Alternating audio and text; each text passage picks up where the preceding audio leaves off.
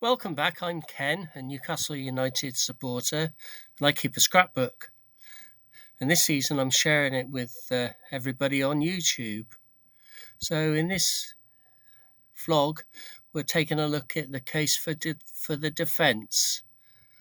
Newcastle may have struggled to score goals in the Premier League this season following the departure of Isak to Liverpool, but their defence has stayed rock solid.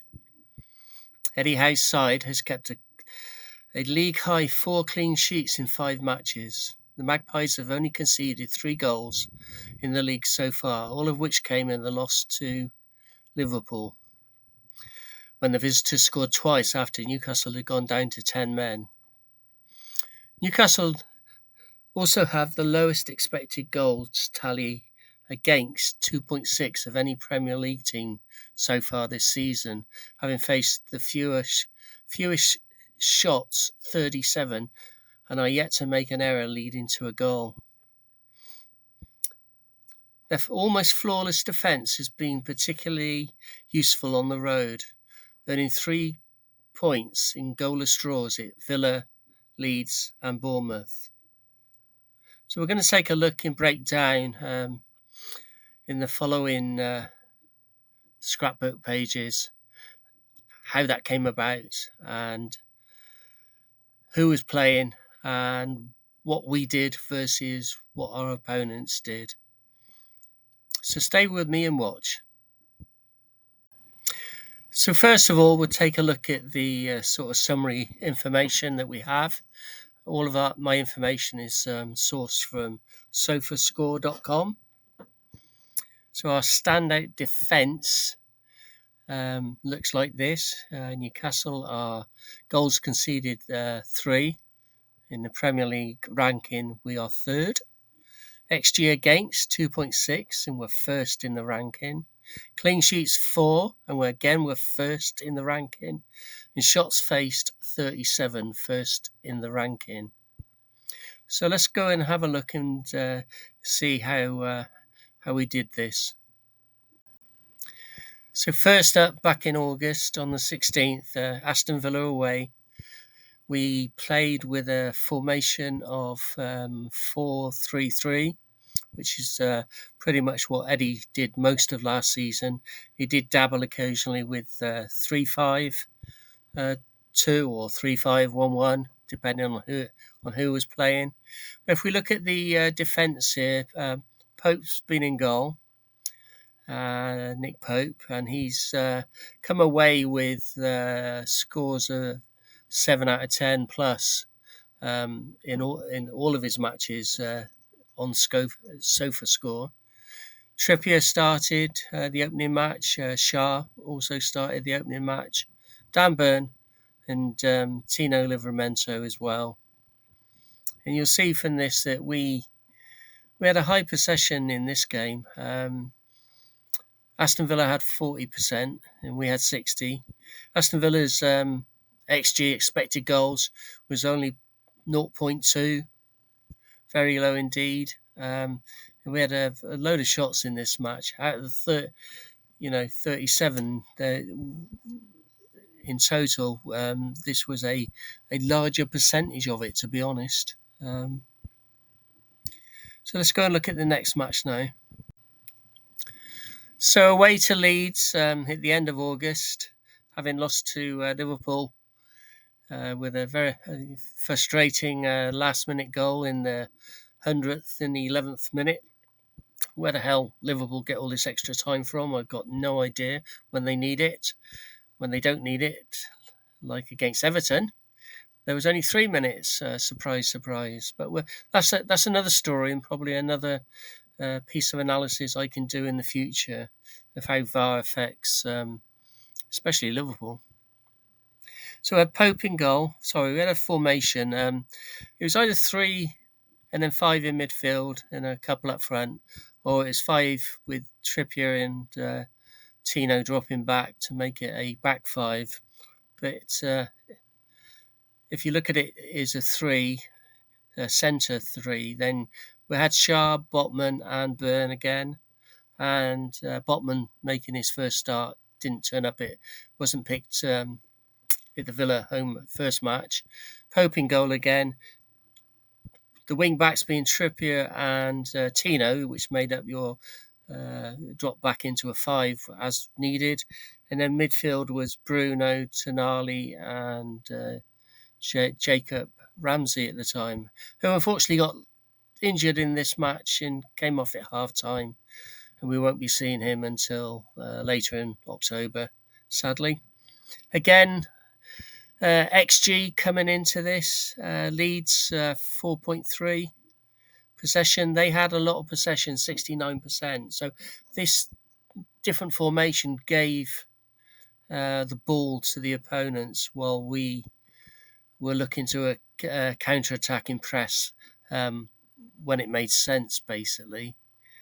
Total shots, we still had 10, which was good. And I thought we played well. We were unlucky not to come away from Leeds with 3 points, to be honest. It was an awful night, weather-wise as well. But I really felt that we might have came away with more than a point. So the third clean sheet in the run of 4 that I'm discussing on this video, Wolves at home. Again, we reverted back to our 4-3-3 at home, which made a lot of sense. We kept Wolves' XG down to 0.5, and they had 43% of the possession. Pope, Trippier, Schär, Burn, Tino. Pretty much what we saw in the first 2 matches, this being the third match. Again, we had our chances, and we took one, thankfully, and we scored a goal. And Nick, our German striker, that was playing his home debut, and scored a goal in the 29th minute with a fantastic header, which kind of relaxed everybody, and I felt we were going to go on and score at least one more, maybe 2 more. But again, our chances were not taken. So let's look at the Bournemouth match next. So again, with Bournemouth, we played with 3 at the back, a couple of wing backs, which were also part of the midfield team. So we had one up front, Nick, and then Asula later on when he came on his sub. Possession-wise, Bournemouth had 56%, so we gave a lot of possession away in this match. Their XG was only 0.46. And we had a different mix because obviously Schär was out injured by this point. So we had Pope, Chow making his debut, or first starting debut. Botman, Burn again. Trippier was on the bench, and Tino moved over to the right-hand side, and Hall was on the left-hand side. And they were the ones that would be dropping back or moving forward, with Tonali and Lewis Miley holding the fort in the middle, while still trying to be creative. We,